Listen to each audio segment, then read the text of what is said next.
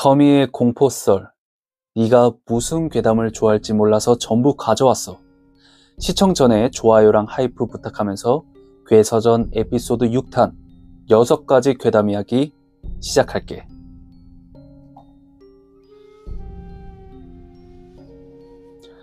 첫 번째 괴담, 귀신 들린 물건.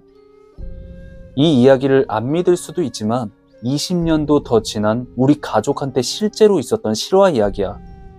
어느 날 고모 할머니께서 중고 재봉틀을 엄마한테 사다 주신 적이 있었는데, 엄마는 그때 옷 수선에 재미를 붙였을 때라 선물을 해주신 걸로 기억하고 있어. 그런데 뭔가 이상했던 게, 그 재봉틀을 집에 들이고 나서부터 옷방에서 자꾸 이상한 소리가 들리기 시작한 거야. 재봉틀 손잡이를 쩔꺽쩔꺽 돌리는 소리. 재봉틀의 바늘이 칠판을 통과하는 소름 끼치는 소리가 새벽에 요란하게 들린 거지. 어쩔 때는 방문을 닫아도 그 소리가 방 안까지 들려왔어. 그리고 더 소름 끼치는 건 우리 가족 중 그 누구도 그런 소리를 듣지 못했다는 거야.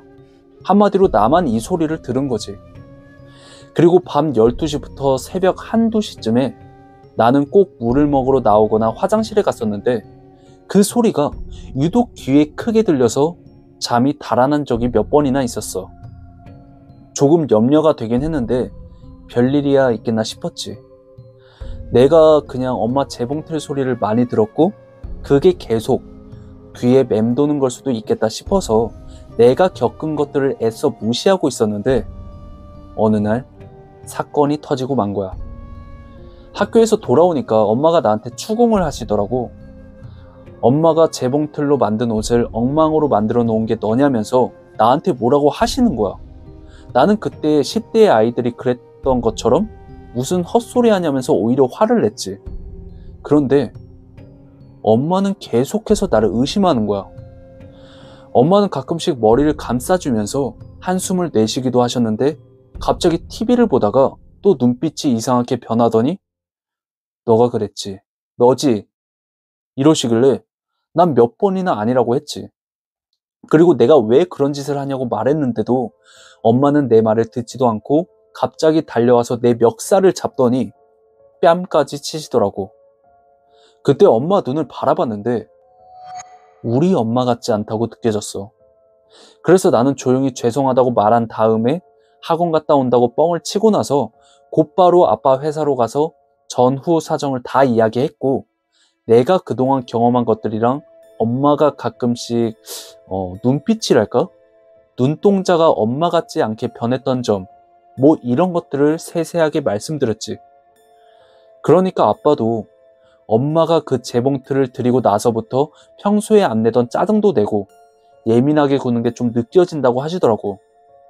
그리고 며칠 후에 우리의 작전이 시작됐지.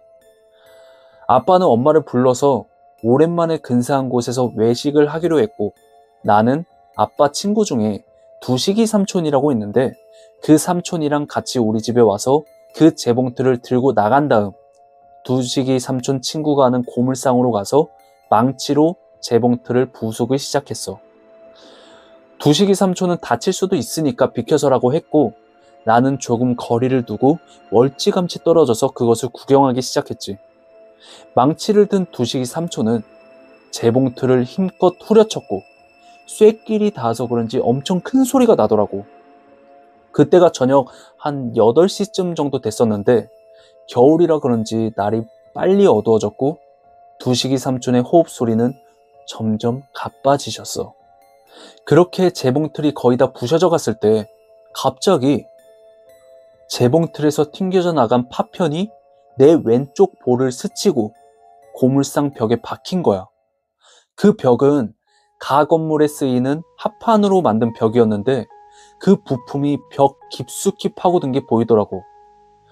내 얼굴에서는 피가 흐르고 있었고 상처가 깊었는지 피가 계속 흘러내렸어. 난 너무 소름 끼치고 무서워서 그대로 주저앉았는데, 나한테 다가오던 두식이 삼촌의 한쪽 발이 갑자기 이상하게 꺾이더니 억! 소리를 내면서 쓰러지시는 거야. 근데 그때 발목이 돌아가는 게 마치 발을 잘못 삔 그런 느낌이 아니고 누가 손으로 잡아서 비트는 느낌이었어. 우린 서로 누구랄 것도 없이 바닥에 앉은 채로 동시에 재봉틀을 쳐다봤는데 그 재봉틀 안에서 재봉 기름인지 뭔지 시커먼 기름 같은 게 마치 붉은 피처럼 재봉틀 바닥에서 흘러나오는 게 보이는 거야. 그리고 그 순간 소름 끼치는 목소리가 들려왔는데 그 소리는 마치 어떤 나이든 여성의 목소리였고 거의 절규에 가까운 외침이었어. 나는 삼촌 얼굴을 쳐다봤는데 삼촌도 들렸다는 듯이 두려운 눈빛이더라고. 그리고 나는 서둘러 삼촌을 부축해서 그 자리를 빠져나왔지. 왠지 이때는 그래야만 할 것 같았어. 그렇게 동네 응급실에 갔는데 다행히 삼촌은 발목 인대만 살짝 늘어났고 나도 병원에서 응급처치를 했지. 그렇게 시간은 어느덧 9시가 넘었고 엄마한테 전화가 걸려왔어. 별다른 말 없이 언제 들어오냐는 전화였는데 집에 와서 엄마 얼굴을 천천히 세밀하게 들여다보니까 엄마의 눈빛이 예전처럼 돌아왔다는 느낌이 들더라고. 엄마는 내 왼쪽 볼을 보고 어디서 다쳤냐고 걱정했는데 그냥 야구를 하다가 그렇게 됐다고 둘러댔어. 그런데 며칠 후에 엄마가 가족들 앞에서 이런 이야기를 하시는 거야. 나 요 며칠 이상하게 두통도 있고 머리에 안개라도 낀 것처럼 흐리멍텅했는데 아빠랑 외식하고 나서 그런 증상이 싹 없어졌지 뭐니? 난 또 무슨 뇌질환 온 줄 알고 혼자 걱정했다니까? 아빠랑 나는 서로 눈빛 교환을 했지만 더 이상 말은 하진 않았어. 그리고 엄마는 아빠가 아무 이유 없이 재봉틀을 버렸다고 했고 새 재봉틀을 사준다고 하니까 뭐 별말 안 하시더라고. 우리 가족에게 실제로 일어났던 이 기묘한 일은 내 인생에서 가장 무서웠던 일이야. 그때 그 재봉틀 안에서 흘러나오던 건 재봉 기름이었을까? 아니면 피였을까? 그리고 재봉틀 안에서 들린 끔찍한 비명소리는 또 무엇이었을까? 시간이 오래 지난 지금도 알 수 없는 일이야. 다만 어딘가에서 주워들은 건데 물건에는 사용자에 따라서 사용자의 강한 사념이 깃든다는 말이 있더라고. 그냥 피식 웃고 넘기기엔 그 해 여름밤의 일은 지우고 싶은 악몽 같은 기억 중 하나야. 근데 지금 문득 생각이 드는 게 그 재봉틀 고모 할머니가 멀리 이사 가기 전에 그걸 어디서 사오셨는지 물어라도 볼걸. 이런 생각도 해봤어. 그때 당시 아버지 사업이 잘 돼서 우리 가족은 부유하게 살았고 고모 할머니네는 할아버지 사업이 잘 안 돼서 많이 힘들어 했었는데 혹시 우리 가족을 시기해서 저주하기 위해 그런 물건을 선물했을 수도 있지 않나 싶어. 그런데 그건 말도 안 되는 생각이겠지? 연락도 안 되고 살아 계신지도 모르지만 언젠간 꼭 한번 물어보고 싶어. 첫 번째 괴담은 여기까지야.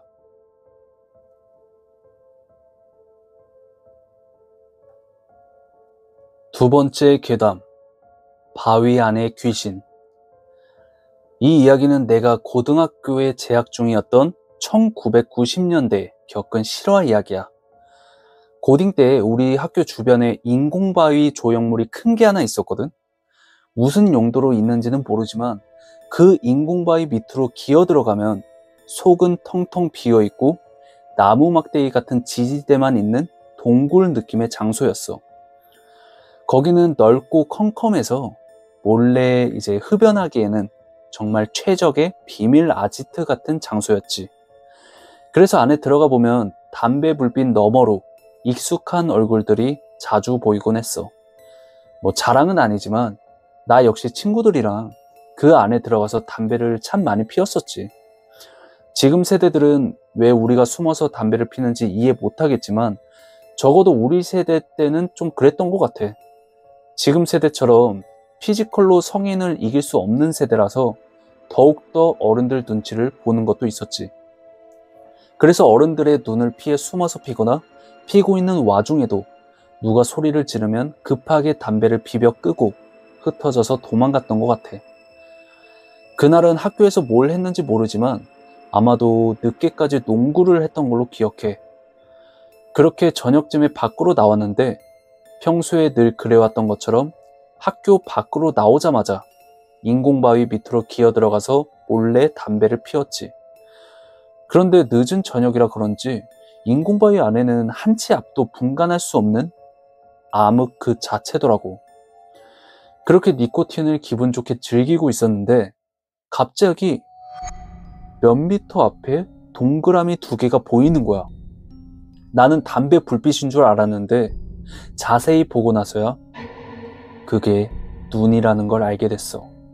왜냐면 그것이 나를 향해 점점 다가오고 있었거든. 그리고 그 소리가 들리기 시작했어.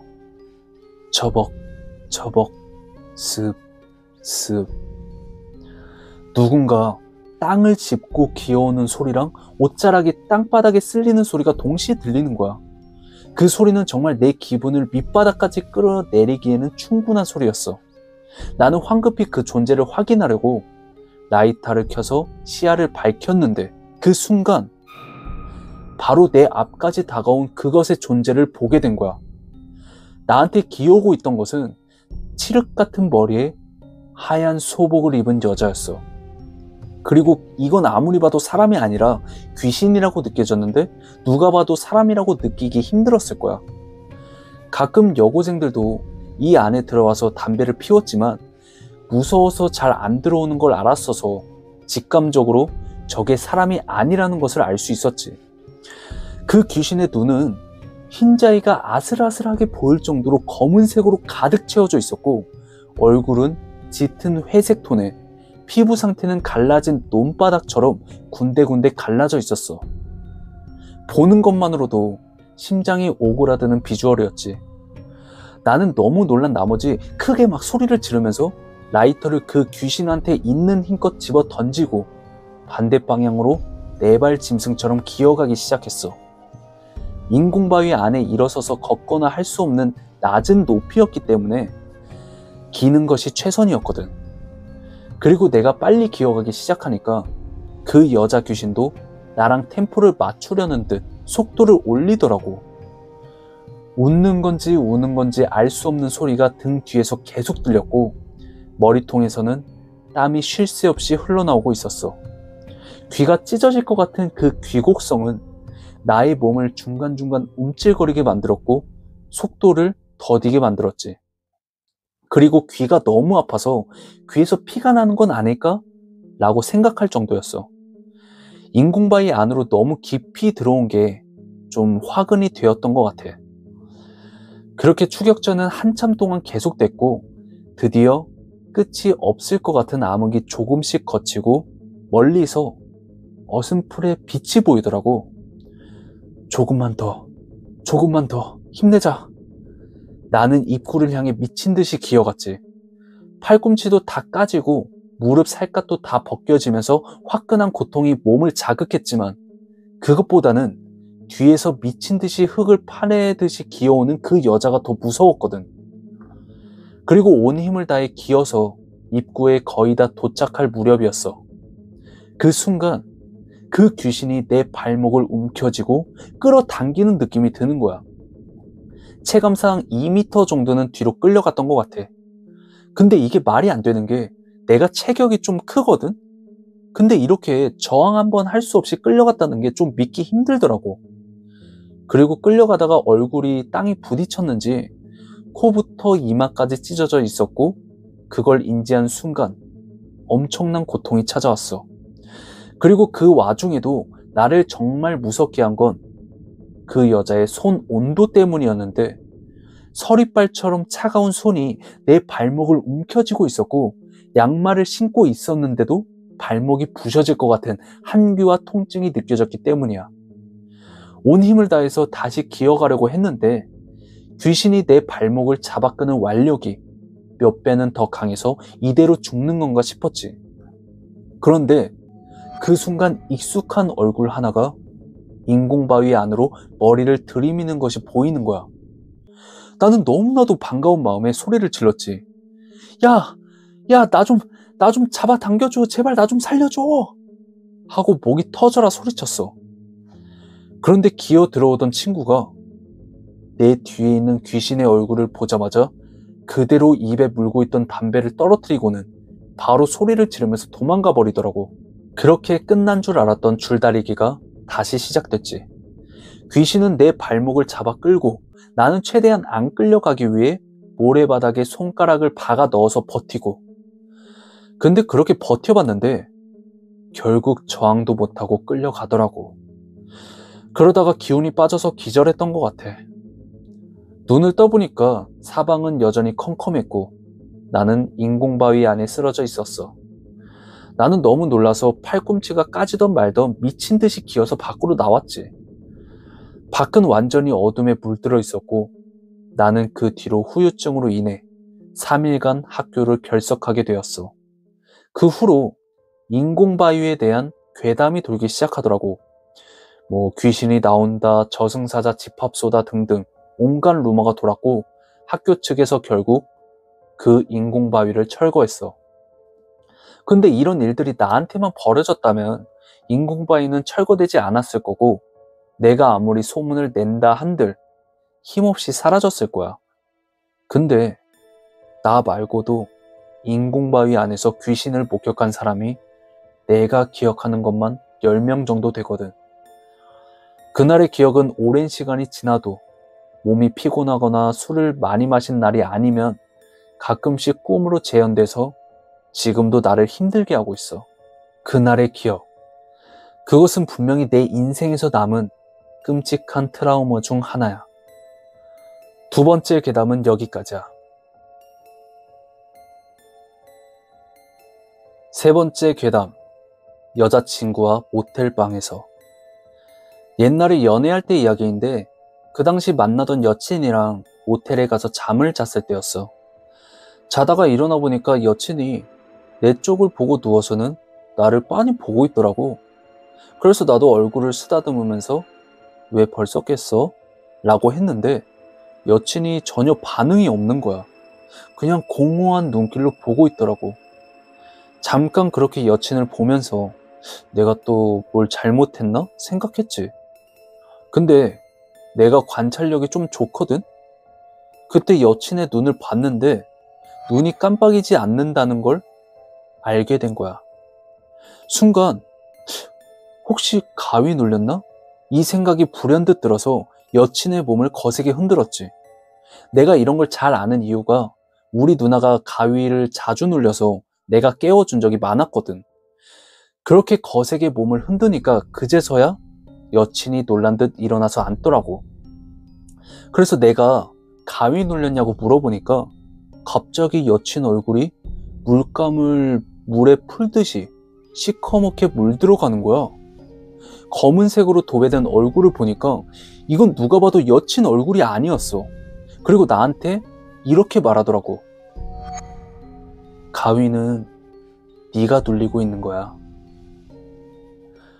그래서 나는 모텔 밖으로 도망치려고 방문까지 뛰어가서 방문을 벌컥 열었는데 밖에는 온통 깜깜하고 아무것도 없는 거야. 그때 기분은 말로 표현을 할 수가 없을 정도로 무서웠어. 돌아보니까 귀신은 여전히 침대 위에 앉아있더라고. 나는 용기를 내서 가까이 다가갔어.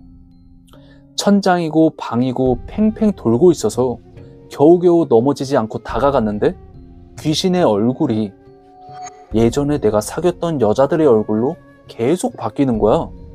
근데 그 표정이 정말 나를 원망하는 듯한 표정이었어. 이성 교제를 하다 보면 좋게 헤어지기도 하지만 나쁘게 헤어지는 경우가 많잖아.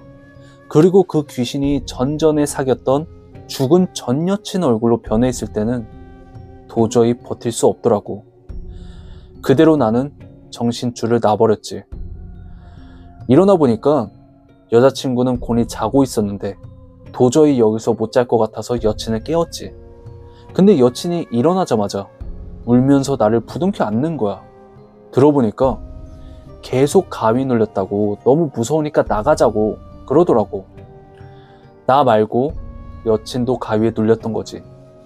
정말 전에 만나던 죽은 전 여친이 나를 저주하고 내가 만나는 여자까지 괴롭히고 있는 걸까? 세 번째 괴담은 여기까지야.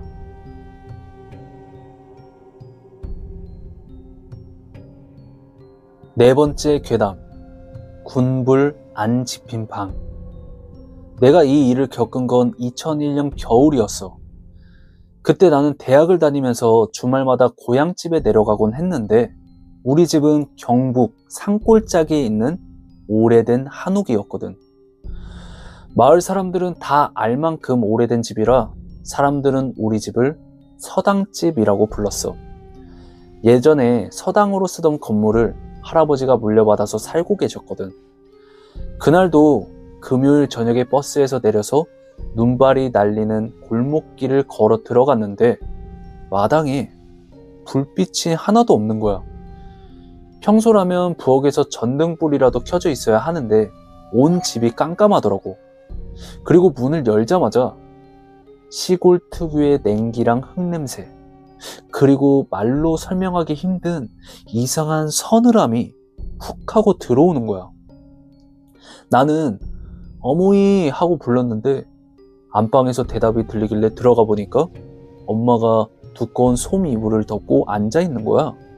그리고 표정이 좀 안 좋아 보이길래 왜 불도 안 켜놓고 있냐고 물어보니까 엄마가 한참 뜸을 들이다가 말하더라고. 오늘은 군불 못 지폈다.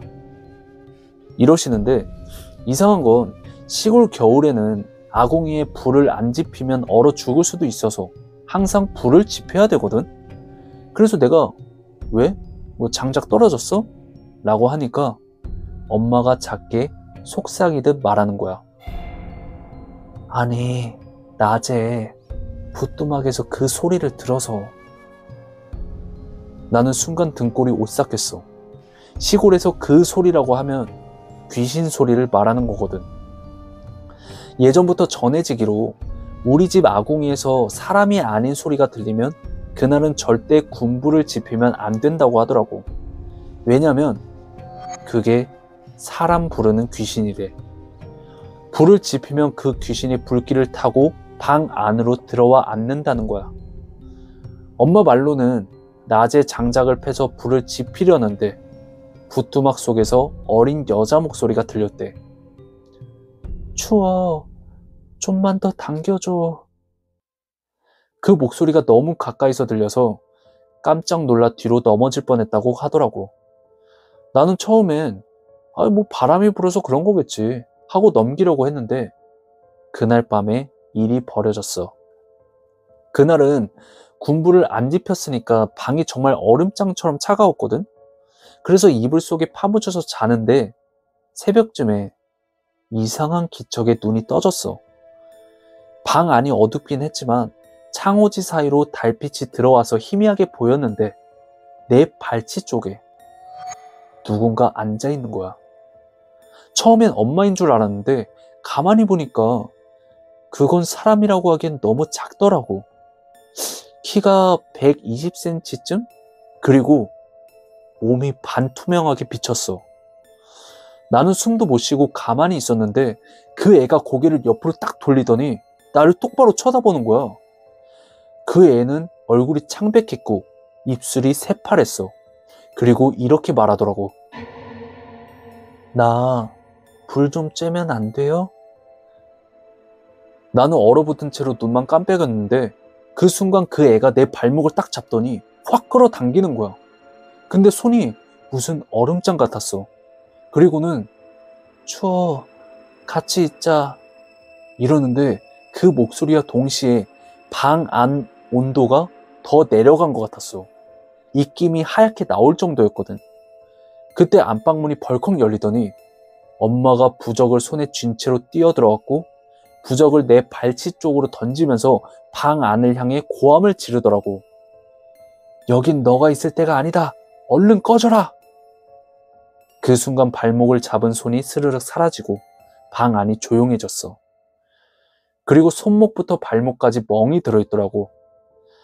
다음날 엄마가 얘기해줬는데 옛날에 우리 집이 서당으로 쓰일 때 그 아궁이 옆방에서 하녀였던 여자아이가 추위로 얼어 죽었었대. 겨울에 군부를 안 지피면 얼어 죽는데 그날은 일부러 안 지핀 거라고 하더라고. 그 애가 주인집 식모일을 하다 잘못을 해서 벌로 군부를 못 지피게 한 거지. 그게 한겨울이었으니까 그 애는 그대로 얼어서 죽었대. 그 뒤로 그 애 귀신이 군부를 지피는 날이면 불길을 타고 방 안으로 들어온다고 믿었고, 아궁이에서 불 좀 쬐게 해줘 라는 목소리가 들리면 그날은 절대 불을 안 지핀다고 했어. 나는 그날 이후로 겨울에 고향집에 가면 꼭 먼저 붓두막을 확인했어. 혹시 또 그 목소리가 들리면 절대 방에 안 들어가려고. 이 이야기를 하고 나면 꼭 누군가는 그래. 그냥 꿈 아니었어? 라고. 근데 내 발목에 생겼던 푸른멍, 그건 아직도 잊을 수가 없어. 네 번째 괴담은 여기까지야.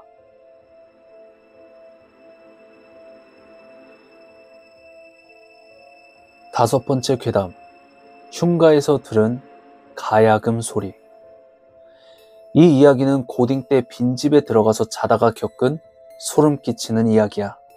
진짜 실화 이야기고, 이것 때문에 친구 한 명은 정신과 치료를 받았을 정도로 무서웠던 일이야. 고등학생 때 나 포함 4명에서 가출을 한 적이 있었어. 우리는 무작정 포항행 고속버스를 타고 아무 데서나 내렸는데 목적지 없이 한참 걷다 보니까 시골 마을이 보이더라고. 근데 여기가 뭐 도대체 어디인지 전혀 모르겠는 거야. 우리는 그냥 어딘지 모른 채 몰래 챙긴 술을 먹으면서 놀고 있는데 친구 A가 밤인데 잠은 자야 하지 않겠냐며 빈 폐가라도 찾아보자고 하더라고. 그렇게 우리는 또 한참 걷다가 사람이 살지 않는 듯한 별장 하나를 발견해서 들어갔는데 집 안이 엄청 넓었고 집 안에 항아리 같은 게 있었는데 거기다가 불을 피우고 한참 웃고 떠들다가 새우깡에 소주를 마시고 잠이 들었어. 한참 자다가 왜 일어났는지 모르겠지만 집 안에서 가야금 소리가 희미하게 들리기 시작하는 거야. 처음엔 밖에서 누가 연주를 하는 건가 싶었는데 시간이 너무 새벽이었고 또 이상한 점은 그 가야금 소리가 집 안에서 나는 듯한 느낌이 들더라고. 근데 그 가야금 소리가 어떤 느낌의 곡이었냐면 그 황병기 선생님의 미국이라는 곡이 정말 무서운 곡으로 유명하거든. 미궁. 근데 별장 안에서 울려 퍼지는 가야금 소리는 그 곡보다 더 소름 끼치게 사람의 신경을 묘하게 긁어대는 소리였어. 다른 친구 B도 가야금 소리에 잠이 깼는지 야 이게 무슨 소리야? 이러더라고. 그래서 내가 나도 모르겠어 좀 무서운데? 야 애들 깨우자 이렇게 말하고 자고 있는 친구들을 깨웠지. 야 너네 이 소리 들리지? 이거 이 집에서 나는 소리 같아. 에이 밖에서 뭐 향토 축제 그런 거 하는 거 아니야? 야 나 청력 진짜 좋은 거 알지? 이거 100% 2층에서 나는 소리야. 그리고 이 새벽에 무슨 향토 축제야. 그렇게 우리는 바닥에 앉아서 계속 그 가야금 소리를 들었던 것 같아. 그런데 그때 친구 B가 장난기 가득한 표정으로 어디서 소리가 나는지 가보자고 하는 거야. 우리들은 궁금하기도 해서 소리의 진원지를 찾아 2층으로 조용히 올라갔어. 그 사이에 가야금 연주 소리는 점점 더 크게 울리고 있더라고. 그렇게 계단을 반쯤 올라갔을 때였어. 갑자기 어떤 여자가 가야금 반주에 맞춰서 노래를 부르기 시작하는 거야. 우린 그 목소리를 들은 순간 서로 도망치려고 계단을 뛰어내려가다가 서로 스텝이 꼬여서 다 같이 굴러 떨어졌는데 친구 C는 이마가 살짝 쓸려서 피가 났고 B도 팔꿈치에 피가 나고 있었어. 나는 사태의 심각성을 깨닫고 이 집에서 당장 나가자고 말했지. 야, 여기 아무래도 흉가 같아. 들어올 때부터 느낌이 이상했어. 야, 빨리 나가자. 더 있다가 진짜 다 죽을 수도 있어. 친구들은 내 말에 수긍했고 씨를 부축해서 그 별장 밖으로 전부 나왔지. 가야금 소리에 같이 묻어져 나오는 노랫소리가 도대체 어떻길래 냈다 미친놈들처럼 도망쳤냐고? 목소리가 정말 허스키하다 못해 성대가 다 갈라진 듯한 여자가 막 이러면서 노래를 부르는데 진짜 가야금 소리보다 2배는 더 섬뜩하고 오금이 저리는 소리였어. 바이올린 긁는 소리 알아?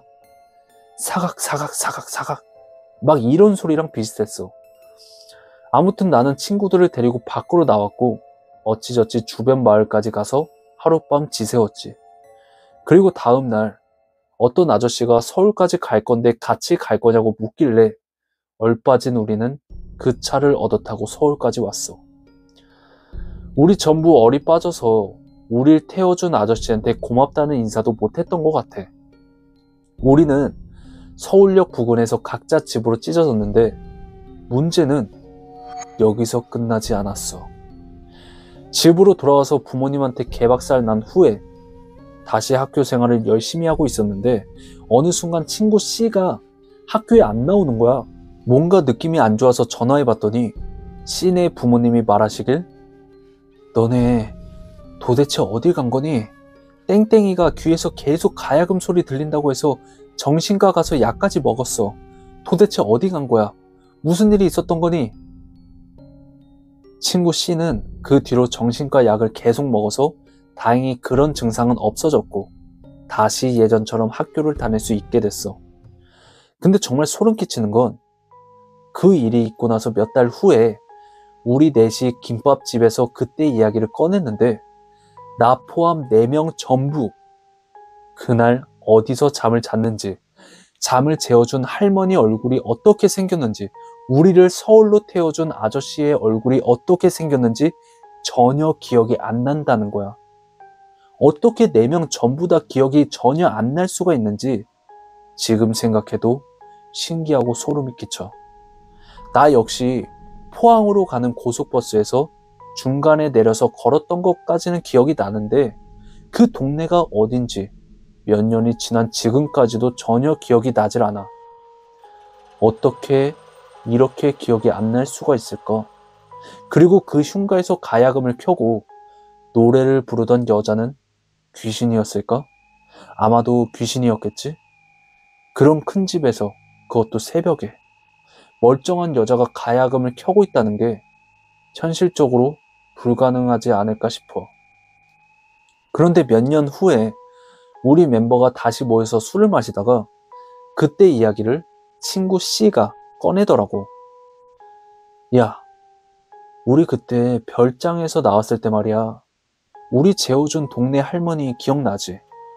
얼굴은 기억 안 나도 목소리는 기억나거든? 근데 그 목소리가 그 가야금 연주하던 귀신이랑 완전 똑같았는데 니들은 그거 못 느꼈냐? 그냥 내가 보기엔 그 가야금 귀신이랑 재워준 할머니 그리고 우리를 태워다 준 아저씨까지 모두 한 패가 아니었을까? 난 지금도 소름이 너무 끼쳐. 우리가 그날 왜 그 일을 겪었고 손해를 본 건 없었을까? 그리고 그 할머니 집에서 밥 먹었잖아, 밥. 니네들 그 밥맛 기억나? 엄청 차갑고 썩은 듯한 음식이었던 거. 배고파서 그냥 막 밀어 넣었는데 나 집에 와서 몇 주간 설사했어. 그러다가 나 포함 다른 애들 모두 약속한 것처럼 똑같이 말하더라고. 우리가 거기서 밥을 먹었다고? 전혀 기억이 안 나는데? 분명 밥 먹은 걸 알고 있었는데 그 순간 머릿속에 사라진 듯 기억이 안 나더라고. 그 뒤로 우린 너무 찜찜해서 더 이상 그 이야기를 하지 않기로 약속했어. 지금은 시간이 많이 흘렀는데 그때 그 친구들이 잘 지내는지 궁금하다. 5번째 괴담은 여기까지야. 6번째 괴담. 2호선 마지막 칸. 때는 내가 대학 새내기 시절 추운 겨울이었어. 그 당시에 과제가 너무 많았어서 학교 도서관에서 막차 시간까지 공부하다가 항상 집에 늦게 가곤 했지. 그날도 마찬가지로 시계를 보니까 밤 11시 40분쯤이더라고. 당시 2호선 막차를 놓치면 집까지 택시비만 2만 원이 넘게 나와서 무조건 열차를 잡아야 했지. 나는 항상 뒷문에서 가까운 마지막 칸을 타는 습관이 있었어. 왜냐면 사람들이 덜 타서 조용했거든. 그날도 어김없이 마지막 칸으로 가는데 이상하게 그 칸은 너무 조용하더라고. 평소에도 인원이 적었지만 이날은 나 포함 3명뿐이었어. 나는 문 쪽에 앉아서 옆을 슬쩍 봤는데 내 맞은편에 한 여자가 앉아있더라고. 그 여자는 긴 코트를 입었고 머리가 길어서 얼굴이 잘 안 보였는데 문제는 그 여자 옆에는 아무도 없었거든. 근데 가끔씩 고개를 옆으로 돌리면서 누구랑 대화하는 듯한 입모양을 하고 있는 거야. 처음엔 이어폰을 끼고 통화하는 건가 싶었어. 근데 손에 이어폰도 휴대폰도 없는 거야. 그 시절엔 폴더폰이 전성기였는데 폰도 없이 그런 행동을 하는 게 좀 이상했지. 그렇게 열차가 강변역을 지나자 남은 승객 중 한 명이 내렸고 마지막 칸엔 나랑 그 여자만 남아 있었어. 그 여자는 계속 옆을 보면서 아무도 없는 누군가랑 이야기를 하는데 이제는 웃기까지 하는 거야. 근데 그 웃음소리가 너무 낮고 길어서 등골이 서늘해지더라고. 마치 숨을 길게 빼면서 웃는 것 같았거든. 나는 괜히 시선이 마주칠까봐 고개를 숙이고 창문에 비친 그녀를 살피고 있었어. 그런데 창문 속 그녀 옆에 한 사람이 더 비쳐 있는 거야. 완전히 시커먼 실루엣이었는데 목이 조금 옆으로 꺾인 채 나를 보고 있더라고. 분명 실물로는 그 여자 혼자인데 창문에는 둘. 그리고 그 검은 형체는 내 눈을 피하지 않고 계속 쳐다보고 있었어. 그렇게 잠실역이 가까워질 무렵 여자가 갑자기 자리에서 일어나더니 내 앞으로 천천히 걸어오는 거야. 나는 숨도 못 쉬고 얼어붙었지. 그리고 그 여자가 내 앞을 지나면서 속삭였어. 이번 역에서 같이 내려요. 뒤에서 누가 부르면 절대 돌아보지 말고. 그렇게 문이 열리니까 그 여자가 먼저 내렸고 나도 무의식적으로 따라서 나왔지. 그런데 이상하게 플랫폼에 아무도 없는 거야. 막차인데다가 이 시간대면 보통 몇 명은 있는데 아예 텅 비어 있더라고. 우린 함께 계단 쪽으로 걸었는데 갑자기 뒤에서 야, 거기서 뭐해? 하는 낮고 쉰 목소리가 들리는 거야. 그 순간 그 여자가 내 팔을 꽉 잡더니 달리기 시작했어. 나는 무슨 상황인지 모르고 그냥 같이 뛰었지. 그리고 역 밖으로 나와서 숨을 고르고 있으니까 그 여자가 말하더라고. 마지막 칸 타지 마요. 거기 오래전 사고 때문에 매년 한 번씩은 꼭 데려가거든. 그 말만 남기고 여자는 인파 속으로 사라졌어. 나는 그 후로 절대 막차 때 마지막 칸을 타지 않아. 그 여자의 존재는 무엇이었을까? 오늘 이야기는 여기까지야. 콜청자들이 겪은 이런 무서운 경험이 있으면 이메일로 제보 부탁할게. 마지막으로 좋아요랑 하이프 부탁하면서 다음 시간에 더 무서운 이야기로 찾아올게.